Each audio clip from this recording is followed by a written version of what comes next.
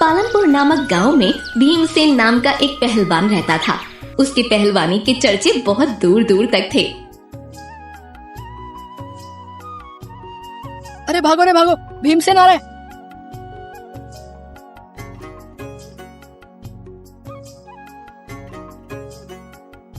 अबे ओए जलेबी वाले, जल्दी से मेरे लिए एक प्लेट जलेबी लगा बे। जी जी भैया, अभी लगा देता हूँ।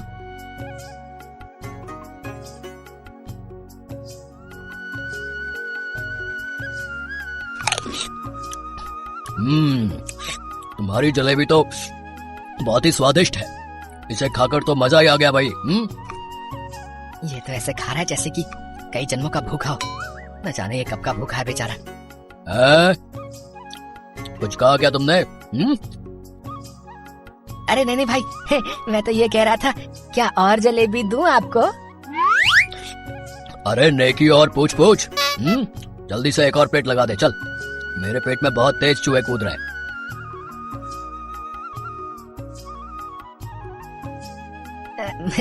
भैया जी, आप बुरा ना मानो तो आपसे एक बात कहूँ? हाँ कहो, क्या बात है?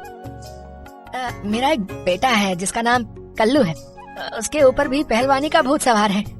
अगर आप बुरा ना मानो तो क्या आप उसे भी पहलवानी करना सिखा सकते हैं? भीमसेन कुछ देर सोचता है, फिर विजयकांत से कहता है, पहलवानी करना तो मैं उसको सिखा दूं, लेकिन मेरी भी एक शर्त है। मैं कुछ समझा नहीं भैया जी, क्या शर्त है आपकी? मैं तुम्हारे बेटे को पहलवानी करना सिखाता हूँ और तुमको मुझे बदले में रोज एक प्लेट जलेबी खिलानी होगी भाई। ठीक है भैया जी, मुझे आपकी ये शर्त मंजूर है। आप मेरी दुकान पर आकर रोज एक प्लेट जलेबी खा सकते हैं। तो ठीक है, अब मैं चलता हूँ। तुम्हारे बेटे को कहना कि वो कल से मेरे घर पर आ जाए। ये कहकर भीमसेन वहाँ से चला जाता है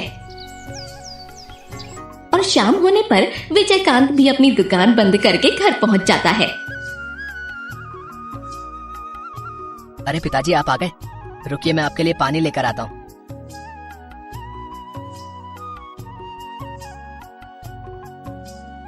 बेटा, मुझे पता है कि तुझे पहलवानी करना बहुत अच्छा लगता है और मैंने तेरे लिए एक आदमी ढूंढ लिया है जो तुझे पहलवानी करना सिखाएगा। पिताजी, क्या सच में? आपने तो मेरे मुंह का निवाला ही छीन लिया। वैसे पिताजी, उस आदमी का नाम क्या है? अरे और कौन हो सकता है? वही जिसका नाम सुनकर सारे गांव वाले डर के मारे पैंट गीली कर देते हैं। पिताजी, आप कहीं उस भीमसेन की बात तो नहीं कर रहे जो 10 लोगों को एक साथ पटक देता है? अरे हाँ, मैं उसी भीमसेन की बात कर रहा हूँ। वो तुझे अच्छे से पहलवानी करना सिखा देगा है? नहीं पिताजी, मैं उस भीमसेन से कभी पहलवानी करना नहीं सीखूंगा। अगर कहीं उसने मुझे एक घूंसा मार दिया तो मैं तो वहीं चारों खाने चित्त हो जाऊंगा। अरे तुझे उस भीमसेन से पहलवानी करना सीखना ही होगा। आखिर मैं उससे शर्त लगा बैठा हूँ। क्या शर्त? कैसी शर्त पिताजी? उसने मुझसे शर्त लगाई है कि वो तुम्हें पहलवानी करना सिखाएगा और बदले में मैं उसको जलेबियां खिलाऊंगा। लेकिन पिताजी, आपको उनसे शर्त लगाने की क्या जरूरत थी? हे भगवान, लगता है मेरा तेरे पास आने का समय आ चुका है। अरे तुझ पर ही तो पहलवानी का भूत सवार था है? अब मैं कुछ नहीं जानता। हाँ, तुझे कल भीमसेन के घर जाना ही होगा। हाँ, नहीं तो वो हम दोनों का कीमा बना देगा, समझे? अब ये कौन सी नई मुसीबत आ गई है ऊपर वाले? कल मुझे बचा लेना।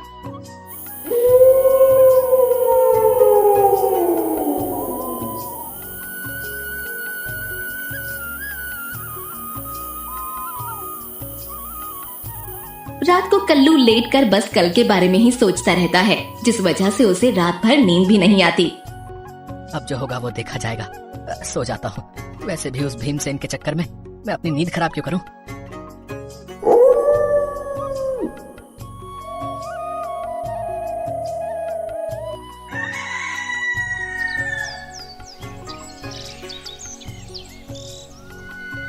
अरे ओ कल्लू, चल जल्दी उठ। तुझे भीमसेन के घर भी तो जाना है। बस यही सोचकर ही तो पिताजी मुझे पूरी रात नींद नहीं आई। अरे चल अब उठ, बहाने बनाना बंद कर, चल और सीधा भीमसेन के घर पहुंच जा। हाँ।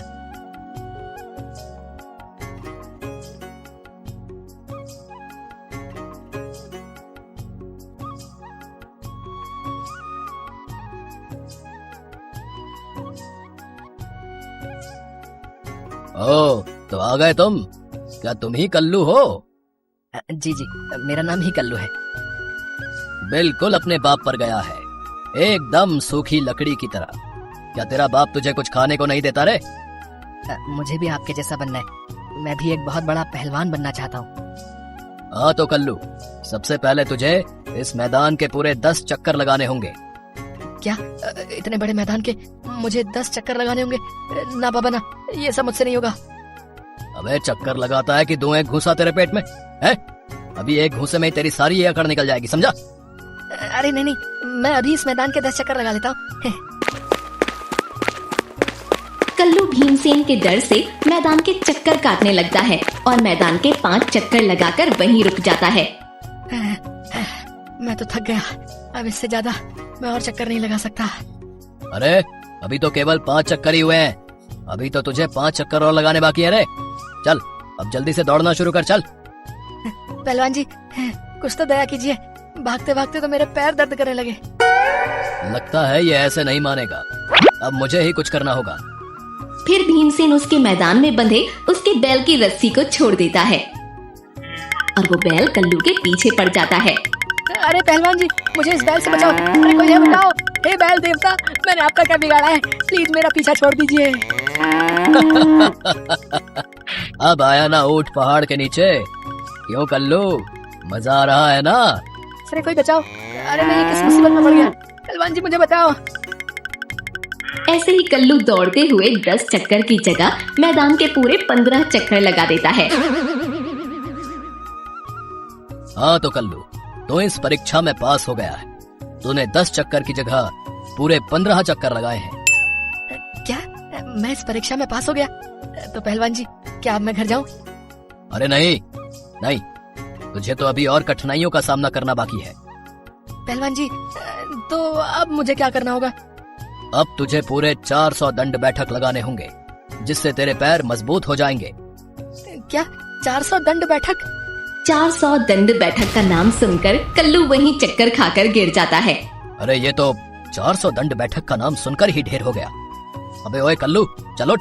भीमसेन कल्लू को बहुत जगाता है, लेकिन कल्लू उठने का नाम ही नहीं लेता। लगता है ये ऐसे नहीं मानेगा, इसको मुझे ठंडा करना ही होगा।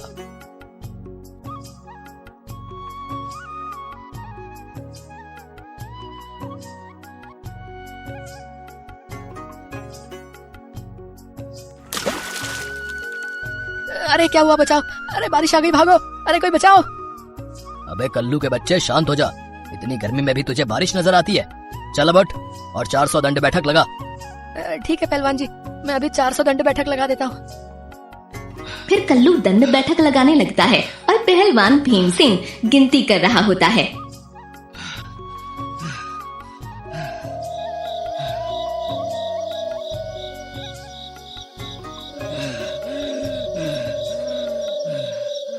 तीन 390, 391, 395, 399 और ये पूरे 400। बस बस कल्लू, रुक जा रुक जा, हो गए तेरे 400 दंड बैठक। पहलवान जी, मुझे अब बहुत तेज भूख लग रही है, कुछ खाने को मिलेगा क्या? तू यहीं रुक, मैं तेरे लिए अभी जूस लेकर आता हूँ, जिससे तेरे शरीर को एनर्जी मिलेगी। अरे वाह, जूस। हाँ, आज तो जूस पीकर मजा ही आ जाएगा। हाँ, वाह वाह। फिर भीमसेन करेले का जूस कल्लू को पीने के लिए देता है, लेकिन कल्लू इस बात से अनजान था कि वो करेले का जूस है। ये ले कल्लू, अब जल्दी से ये सारा जूस पी ले। इसको पीकर तेरे शरीर में 204 वोल्ट का करंट दौड़ने लगेगा। छी, कितना कड़वा जूस है। अरे क्या आप इसमें गोबर मिला कर लाए थे क्या? अरे रे रे, मेरे सारे कपड़े गंदे कर दिए तूने। रुक, तुझे अभी बताता हूँ। अरे कोई बचाओ। अरे मम्मी रे, भगवान, मैं ये किसके गले पड़ गया? अरे कोई बचाओ। कल्लू, तुझे अब मुझसे कोई नहीं बचा सकता। अब मैं तुझे पहलवान बना कर ही रहूंगा। पहलवान जी, रात बहुत हो चुकी है, मुझे अब अपने घर चलना चाहिए। तू कहीं नहीं जाएगा, जब तक तेरी ट्रेनिंग खत्म नहीं हो जाती तू मेरे घर पर ही रहेगा, फिर चाहे उस ट्रेनिंग को 1 वर्ष ही क्यों ना हो जाए। ठीक है पहलवान जी, मैं समझ गया।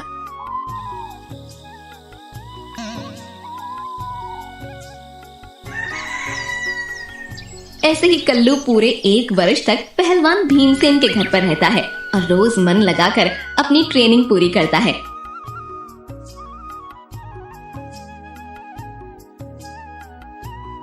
फिर एक दिन कल्लू, आज तुझे पूरे 1 वर्ष हो चुके हैं और तूने अपनी ट्रेनिंग पूरी लगन और ईमानदारी के साथ पूरी की है, और मैंने तुझ पर जितने भी अत्याचार किए हैं हो सके तो मुझे माफ कर देना। ये आप कैसी बात कर रहे हैं पहलवान जी? अगर आप मुझे इतनी अच्छी ट्रेनिंग नहीं देते तो शायद मैं कभी भी आपके जैसा ताकतवर पहलवान न बन पाता। फिर भीमसेन कल्लू को गले लगा लेता है और उससे कहता है, कल्लू, तू अब अपने घर जा, तेरे पिताजी तेरा इंतजार कर रहे होंगे।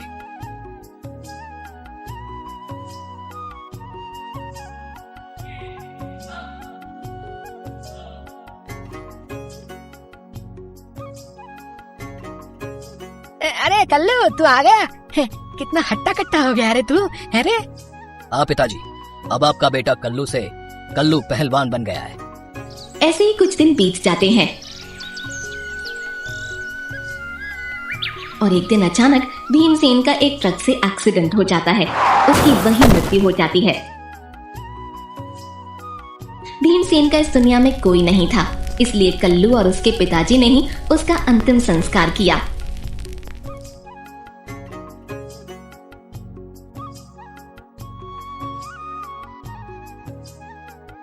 चल बे, हफ्ता निकाले, नहीं तो अंजाम बहुत ही बुरा होगा। लुट्टन पहलवान जी, पिछले हफ्ते ही तो आपको मैंने पैसे दिए थे, अब मेरे पास आपको देने के लिए कुछ भी नहीं है। लगता है तो ऐसे नहीं मानेगा, मुझे तुझे सबक सिखाना ही होगा। अरे कोई मुझे इस पहलवान से बचाओ, नहीं तो ये मेरी हड्डी पसली एक कर देगा। अरे कोई बचाओ, अरे गाँव वालों, अरे बचाओ। अरे भैया, अगर इसको बचाने गए तो ये हमरा भी भरता बना देगा, बता रहे। इससे अच्छा तो यह है कि हम सब चुप होकर खड़े रहे, बता रहे। यहाँ पर किसी में हिम्मत नहीं है कि लुट्टन पहलवान को एक अंगुली भी लगा दे। है किसी में इतना दम जो इस लुट्टन पहलवान को अखाड़े में हरा दे? हैं? लुट्टन पहलवान बहुत ही घमंडी इंसान था और उसको इस गांव में आए हुए ज्यादा दिन नहीं हुए थे। वो अक्सर गांव के लोगों को तंग किया करता था। सुन लो गाँव वालों, अगर मुझे किसी ने हफ्ता नहीं दिया ना तो मैं तुम सबकी हड्डी पसली एक कर दूंगा, समझे?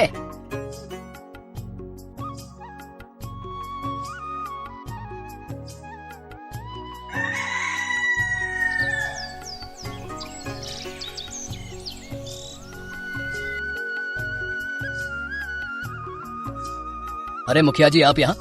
आप बड़ी ही चिंता में लग रहे हैं, क्या बात है? सब कुछ ठीक तो है ना?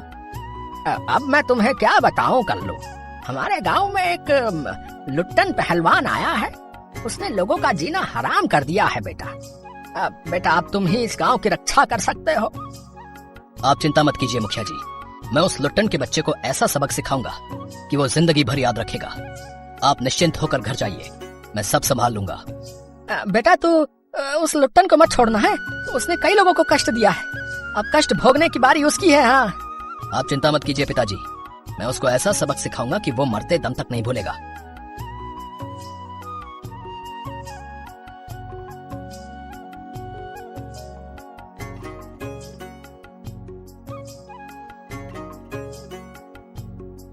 अबे ओए लुट्टन के बच्चे, बाहर निकल, आज तेरी खैर नहीं है। अबे कौन है जो इतना भौंक रहा है? क्या हुआ बे? और कौन है तू जो इतना गला फाड़ कर चिल्ला रहा है? मेरा नाम कल्लू पहलवान है। मैंने सुना है कि हमारे गांव में रहकर तू लोगों से हफ्ता वसूली करता है। मैं कहता हूँ ये सब छोड़ दे। अबे अब तू मुझे सिखाएगा कि मुझे क्या करना है और क्या नहीं करना है बे? चल अब जा और जाकर अपना काम कर, समझा? अगर तुझे अपनी ताकत पर इतना ही घमंड है तो आजा, 2-2 हाथ कर ले, फिर देखते हैं कि किसमें कितना है दम। हाँ, तो मैं तुझसे डरता थोड़ी हूँ बे। कल आ जाना अखाड़े में, वहीं पता चलेगा कि कौन सिकंदर है और कौन बंदर। अब मुकाबला अखाड़े में ही होगा। तो लुट्टन पहलवान, अब मैं तुझसे कल ही बात करता हूँ।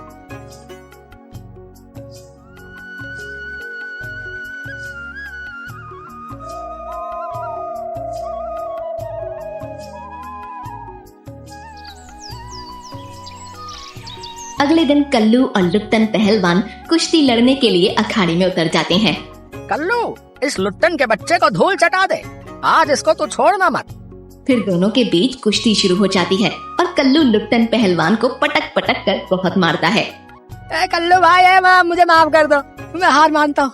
मुझसे बहुत बड़ी गलती हो गई। आई। लुट्टन, अब अगर तू इस गांव में दोबारा दिखा ना तो मुझसे बुरा कोई नहीं होगा। मुझे माफ कर दो, मैं दोबारा इस गांव में कभी कदम नहीं रखूंगा। लुट्टन पहलवान उस गांव को छोड़कर हमेशा के लिए चला जाता है। कल्लू बेटा, अगर तुम इस लुट्टन पहलवान को ना हराते तो ये कमबख्त सभी गांव वालों को ऐसे ही रोज तंग किया करता। मुखिया जी, ये तो मेरा फर्ज था, आखिर मैं भी इसी गांव में पला बड़ा हूँ। फिर सभी गांव वाले कल्लू की जय जयकार करते हैं। कल्लू भैया की जय हो, कल्लू भैया की जय हो, जिंदाबाद, कल्लू भैया जिंदाबाद, जिंदाबाद, जिंदाबाद।